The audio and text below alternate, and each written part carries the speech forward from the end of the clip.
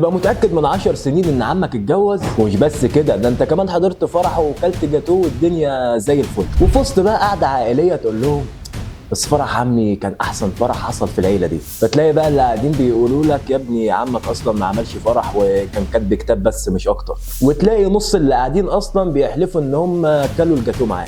يكونش ده تأثير مانديلا؟ سنة 2009 كان في باحثة اسمها فيونا برو، كانت بتتكلم مع ناس عن وفاة السياسي نيلسون مانديلا، وكانت بتحكي انها متأثرة جدا بسبب وفاته في السجن بعد المناضلة اللي عملها دي كلها، وانها كمان عملت خطاب لمراته بعد وفاته. لكن اصلا فجأة لقت ناس كتير بتقول ان مانديلا اصلا ما ماتش في السجن، هو قضى 27 سنة جوه السجن، بس خرج ومسك رئاسة جنوب افريقيا لمدتين، وبعدها توفى سنة 2003. انت ممكن تقول لي بقى ان فيونا دي اصلا مخها مضروب او حصلت في دماغها حاجة واي كلام بتقوله خلاص. هقول لك ان هي نفسها برضه افتكرت نفس الكلام ده، لحد ما في ناس كتيرة برضه كانوا ظانين نفس الظن، وان نيلسون مانديلا اتوفى اصلا في السجن. والقصة الصراحة كانت منطقية، ما اصل مانديلا كان سياسي وكان ضد النظام السياسي في جنوب افريقيا، فالطبيعي اصلا ان هم ما يفرجوش عنه بعد ما يتسجن ويموت جوه. وفي وقت اكتشاف فيينا للموضوع ده كان النت بقى موجود، فنزلت مقاله وقالت فيها ازاي اصلا يبقى عندنا نفس الازمه في الذكريات، والناس فعلا بداوا يتفاعلوا معاها، وكانوا مستغربين جدا ازاي مانديلا ما ماتش في السجن، وانه طلع ومسك بعدها رئاسه الدوله كمان. ومن هنا العلماء سموا الظاهره دي ظاهره مانديلا.